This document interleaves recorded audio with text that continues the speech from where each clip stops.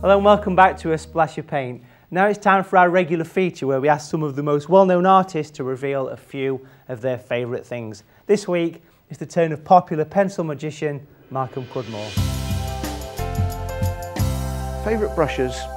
Well, I'm not a watercolour painter. My painting medium of choice is oil paint, and so therefore my favourite brushes are always bristle brushes, preferably with long handles, and I do favour square-ended flat brushes or filberts, or sometimes called cat tongues. My favourite music to draw and paint to? Well, I have to say, a massive jazz fan. And I'm of an age when I was brought up with all the great classic, heavy and progressive rock groups. So I listen to a very wide range of music. In fact, there's music playing or the radio burbling away in the background whenever I'm working at home. Although it has to be said, I am listening to a little bit more classical music these days, and by default, the radio is usually onto Radio 3. The things that people don't know about me, well, there's probably quite a few I'll keep quiet about, but unbelievable as it seems, I actually did do my original higher education training as a contemporary dancer way back in the 1970s. And perhaps a bit more oddly, I actually spent the period from 1989 to 2007 working principally as a full-time professional magician. Well folks, before we take a quick break, we've just got time for a quick dip into the artistic archives and catch up with award-winning illustrator, designer and artist Patrick Howe for a bite-sized demonstration of how to use watercolour and light to create some simple yet stunning reflections. In this exercise, we're going to study reflections. We'll start by using an apple.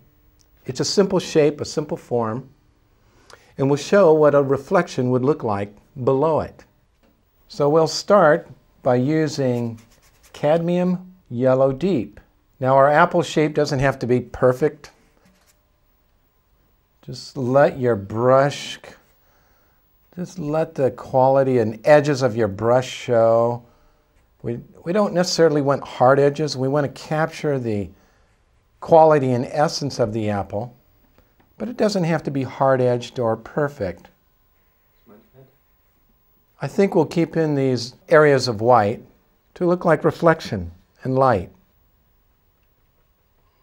We're going to add in some alizarin crimson.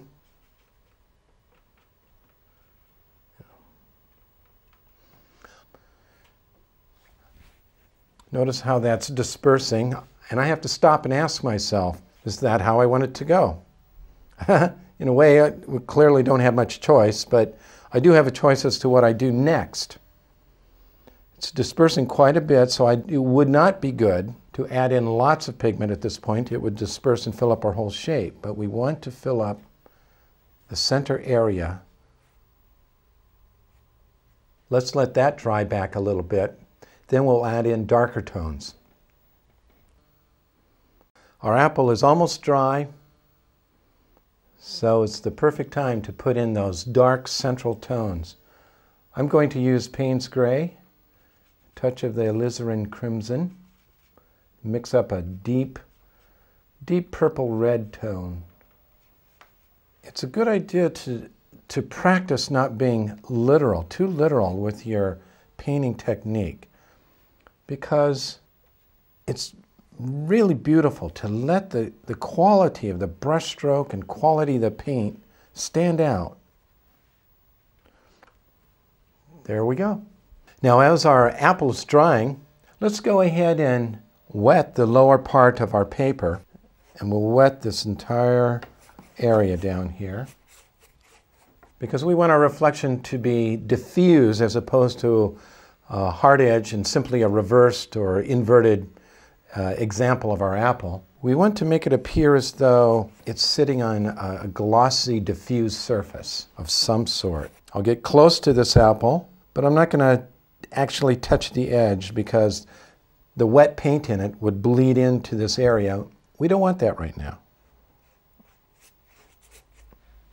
Now that I've wet the paper, we're going to let it dry back a little bit in order to control the dispersal of the paint in a few minutes. Our paper is still wet, almost dry, but not quite. This would be a good time to see if we can put a diffused reflection below our apple. Mixing several of our colors together, our cadmium yellow, our alizarin crimson, Payne's gray. I want it fairly thick so the pigment doesn't disperse too far.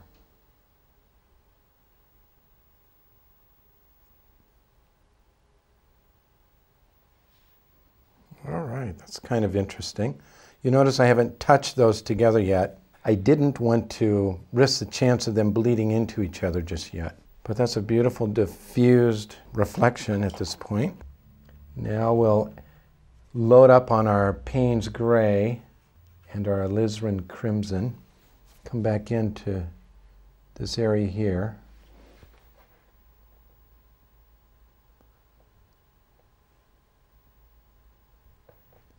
Letting them touch.